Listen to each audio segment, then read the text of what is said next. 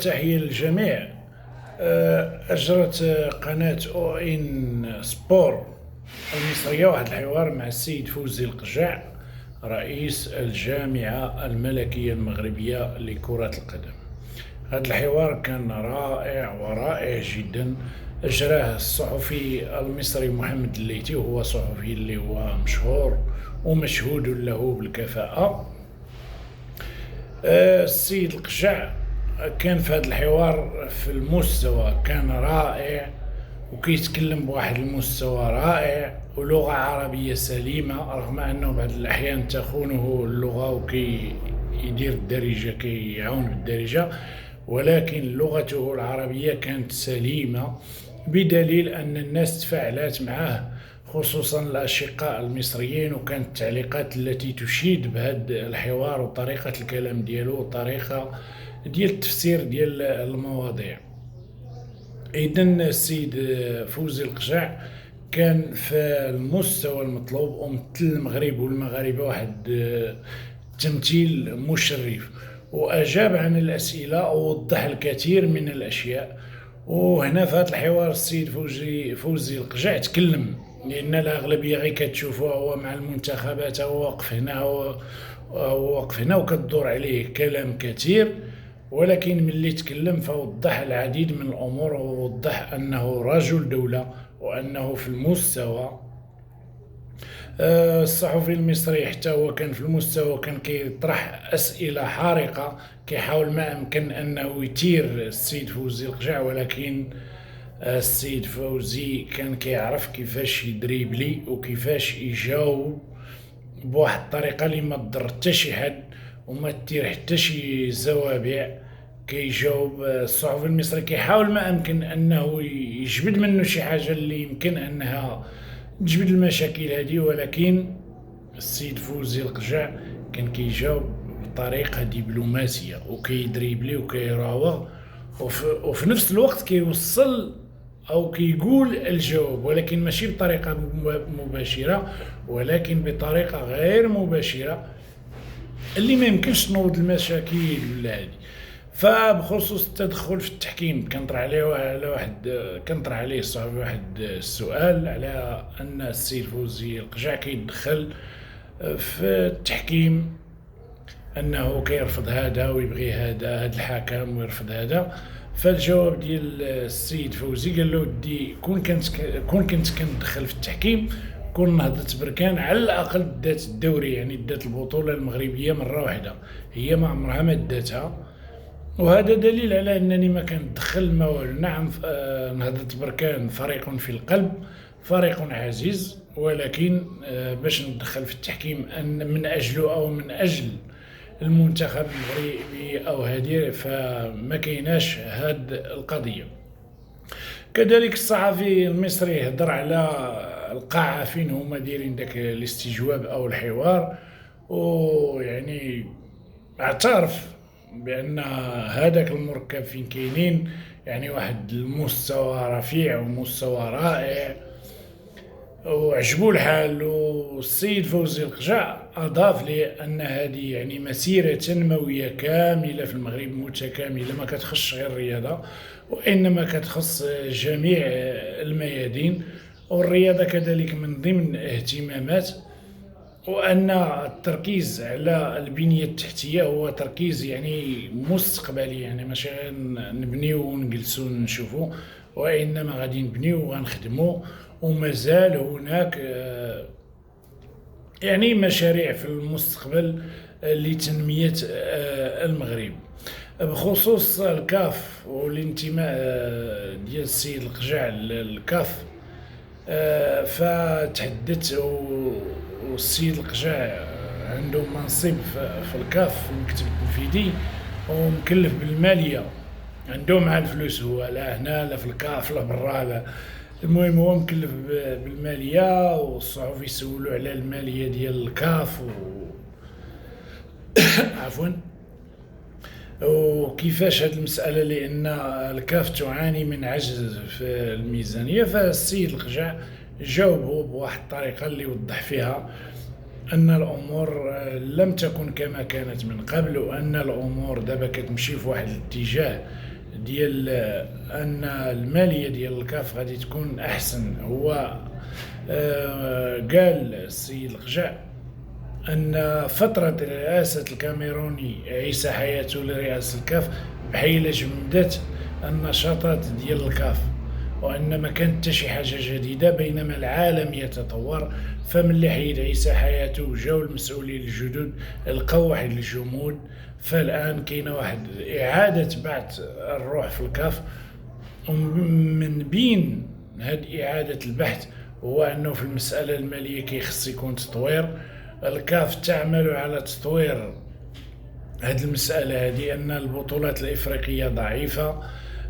كاس إفريقيا كاع للأمم، سواء كاس إفريقيا للأمم ولا الشامبيونز ليغ ديال الأفارقة ضعيفة، وكيخص استثمارات في هذا المجال، وكيخص تطوير كرة القدم الإفريقية باش يولي عندها مردود. هذا المردود الذي سيؤثر على المالية ديال الكاف.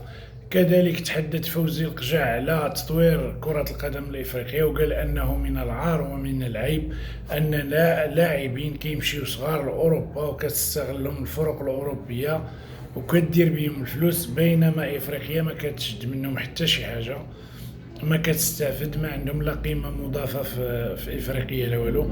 فكيخص تطوير كرة القدم الإفريقية باش هاد اللاعبين على الأقل تستافد منهم إفريقيا غير في السن ما حدهم صغار، حتى إذا ما كبروا ومشاو للبطولات الأوروبية ماشي مشكل. دابا إفريقيا كتخسر عليهم وما كيستافدوا منها حتى حاجة، كتستافد منهم أوروبا، الفرق الأوروبية.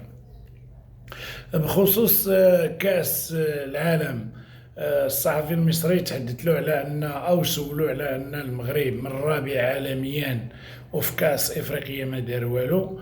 ففوزي القجع كذلك بطريقته الدبلوماسية قال له ودي أن ملي كتلعب في كأس العالم فهذا شيء، وملي كتلعب في كأس إفريقيا فهذا شيء، يعني كل بطولة فلها خصوصيتها. والمغرب الهدف ديالو ماشي هو انه يفوز ولا ما يفوز، فالهدف ديالو هو التطوير ديال كرة القدم المغربية، والهدف ديالو هو المشاركة. بمجرد انك تكون شاركتي في واحد البطولة فهذا يعتبر بحد ذاته نصرا. في كأس العالم هضروا على كأس أو تكلموا على كأس العالم 2030، فالصحفي سولو على شكون في نظرك غادي يكون بطل، ففوزي القجع قال له أنا من هنا كنقول لك غادي يكون عربي. عاود سولو الصحفي واش عربي، قال له أنا كنظن، ماشي زعما أنا متيقن 100%، ولكن غادي يكون منتخب عربي. علاش؟ لأن المغرب ملي تكلاسا رابعا عالميا فكسر واحد الحاجز نفسي اللي كان عند الافارقه والعرب، هو انه دائما ما كيوصلوش اقصى ما يمكن انه التمون له. دابا ملي وصلوا للنص فواحد الحاجز نفسي تكسر. اي فريق جا كيلعب في كاس العالم فغادي تكون الامنيه ديالو انه على الاقل يوصل للنصف، يفوت النصف، على الاقل يلعب المباراة النهائية أو يفوز بكأس العالم، يعني واحد الحاجز نفسي أتكسر.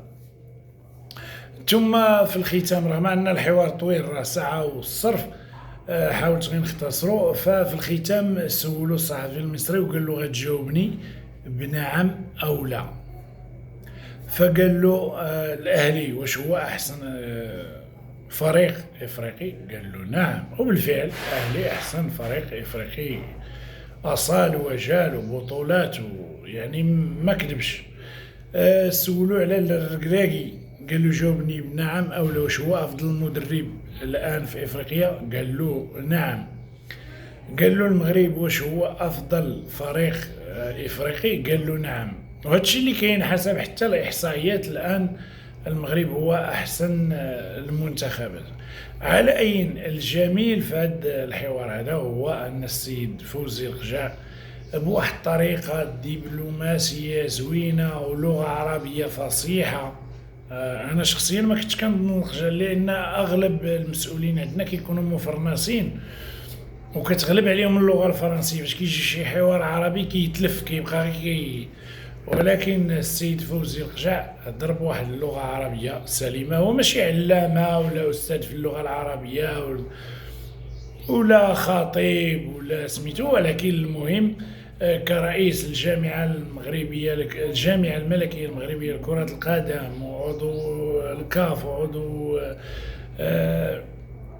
الفيفا، فيعني واحد المستوى زوين باش هضر.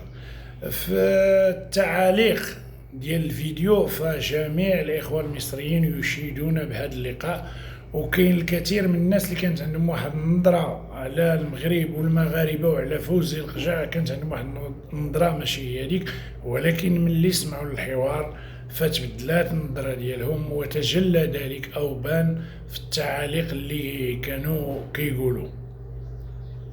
وأخيرا غير بهذه المناسبة هذه، فالمغرب واحد البلاد ديال الشرفاء وديال الرجال. صحيح انه فيه الفساد وفيه هذه، ولكن راه واقف بفضل مجموعه من الرجال. كاين اللي هما معروفين وراه كنشوفوهم، وكاين اللي ما معروفينش كيخدموا هاد البلاد هذه لله وللوطن، ما عندهمش شي فكره اخرى من غير هادشي. وهادو هما اللي مخلين المغرب واقف، هما هاد الناس اللي كيخدموا بنيه صادقه، ما عندهم حتى شي حسابات ضيقه ولا كيطمعوا من مور داكشي، وانما كيخدموا البلاد لله في سبيل الله وفي سبيل الوطن. بفضل هاد الناس البلاد واقفه على رجليها، لان راه الفساد عم البر والبحر، ولكن كاينين رجال نعتزوا بهم. كاين اللي كنعرفوهم بحال فوزي القجع هو باين، وكاين الرجال اللي ما كنعرفوهمش كيخدموا في الخفاء. فتحية لهاد الرجال وتحية للمغاربة قاطبة، وحمى الله المغرب. تحياتي.